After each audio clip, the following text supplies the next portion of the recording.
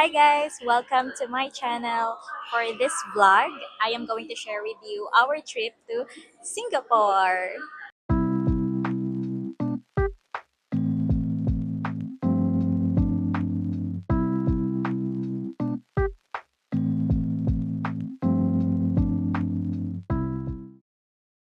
This is like a birthday trip for me kasi magbe-birthday na ako this coming July 24 and today is July 22.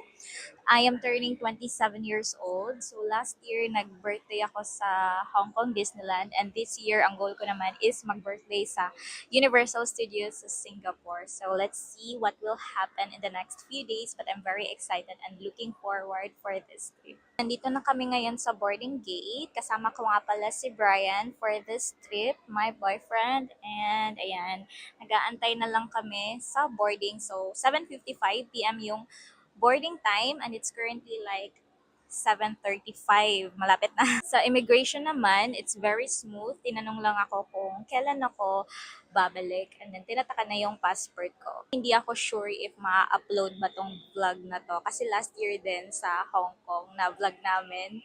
Nag-try kaming mag-vlog but hindi talaga siya ever na-upload.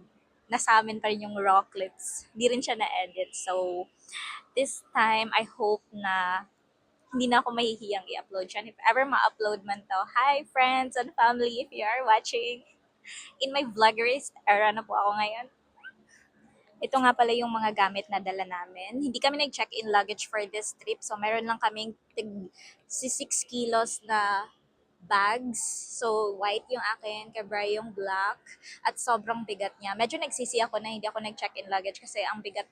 Quick backstory lang, no? This is not my first times visiting Singapore.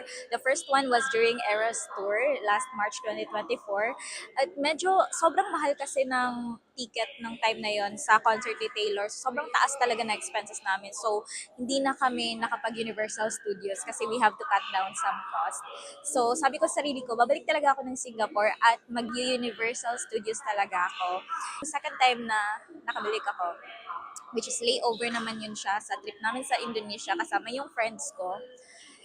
11 hours lang yung layover, tapos umulan pa. So, hindi talaga kami nakagala. Kahit Merlion man lang, hindi namin napuntahan kasi sobrang lakas ng ulan. So, I was like, sige, this time is isusulitin ko na talaga yung Singapore, especially Universal Studios. Doon ko balak mag-celebrate ng birthday ko. So anyway, kahit third time na visit ko na to, andun pa rin yung excitement na para bang first time pa rin akong pupunta sa Singapore. And honestly, I really love Singapore. Maraming nagsasabi na boring daw, pwede mo lang naman daw galain ng isang araw, ganun. But for me, there's just so much to see. Sobrang na-amaze pa rin talaga ako. And especially the airport. May something sa airport ng SG na parang pag tumatapak ako doon, parang nai-inspire ako. Parang naalala ko lagi yung mga dreams ko, yung mga goals ko. Parang may ganun siyang feeling. Parang yung kind of feeling din na naramdaman ko nung nanood ako ng Momentos sa Hong Kong Disneyland. Yung parang sobrang na-inspire ka. Ganun. May ganun sa airport ng SG. Ang lakas niya kasi mayaman feels. I'm still so excited for this trip and I am going to bring you guys with us. Hopefully lang is hindi na ako mahiyang i-upload tong video na to. You will see. So yun lang guys. I'll see you in Singapore.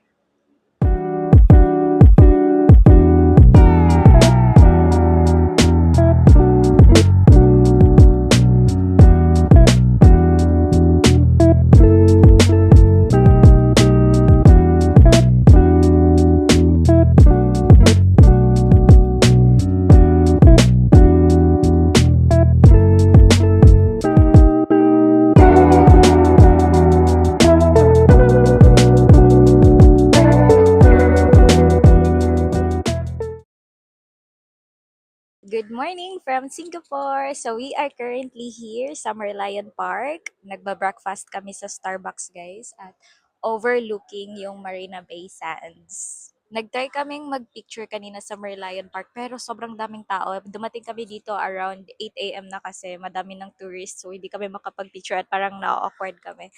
So picture or video na lang ng Merlion Park and dito na lang kami nag-chill sa Starbucks. as a tita and tito na ayaw na ng mga crowded places. Gusto na lang lagi ng chill-chill.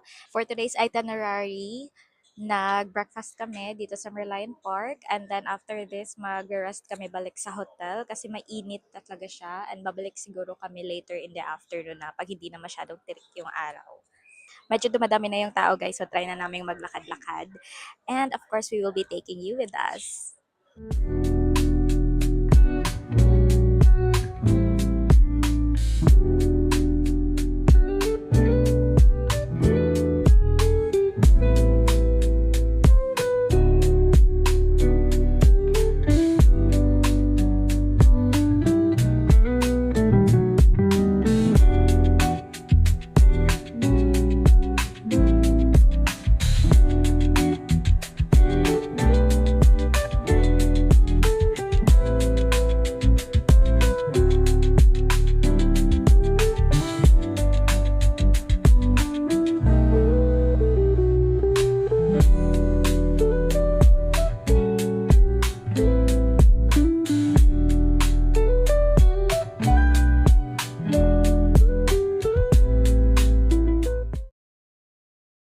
After naming gumala sa Merlion Park, bumalik muna kami sa hotel para mag-rest at doon na rin kami nag-lunch. After a few hours rest, ang aming next stop guys ay ang Gardens by the Bay. Inside Gardens by the Bay, makikita mo ang Dragonfly Lake where you can actually spot over 30 species of dragonflies. Now naman guys, we are crossing the Dragonfly Bridge. This bridge connects the main path to the Super Tree Grove and gives you one of the best views of the lake below. After admiring the beautiful lake and the bridge, now let's go to the Super Tree.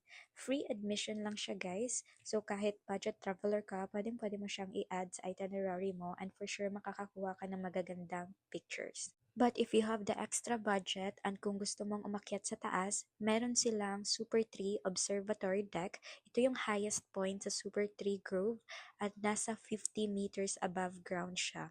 May bayad siya guys per sulit if gusto mong makita yung 360-degree bird's eye view of Gardens by the Bay, Marina Bay Sands, and even parts of the city skyline.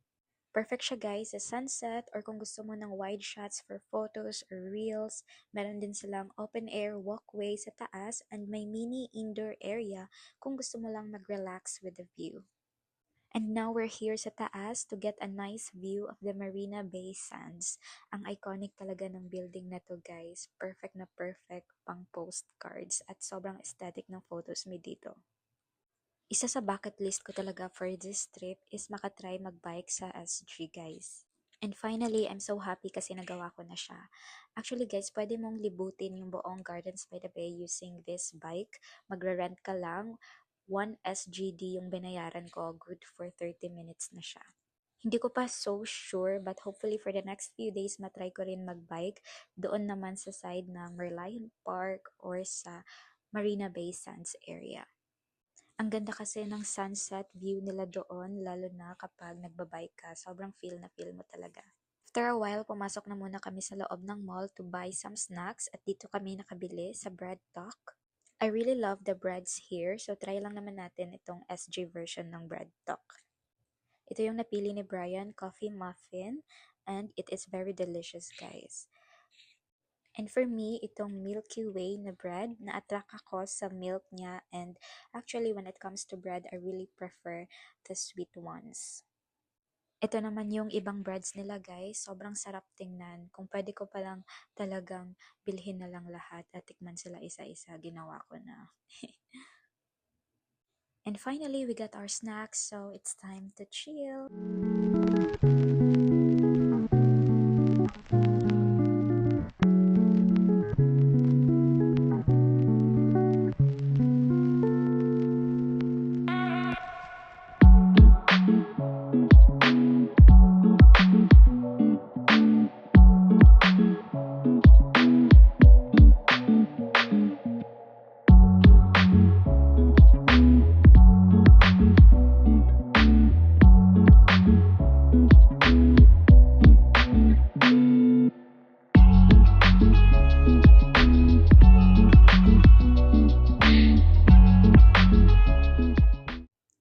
Nagstay kami hanggang gabi para makita yung night lights ng Marina Bay Sands at yung building sa paligid. And by the way guys, yung sunset ng Singapore ay nasa around 7:30 p.m. So this was around 7:20 p.m. And look at these buildings guys. Iba't ibang companies to siya. Medyo napaisip lang ako, no? Ano kaya ang buhay ng mga nagtatrabaho sa loob ng mga buildings na yan? Kaya ko pa kayang pumasok ulit sa ganoong corporate world? I'm not closing my doors, pero sa ngayon, I'm happy. I love my job and the kind of freedom it gives me. I'm ending the part 1 of my vlog here, and I'll see you guys on the next one. Thank you for watching. Hi guys! Welcome to Universal Studios Singapore!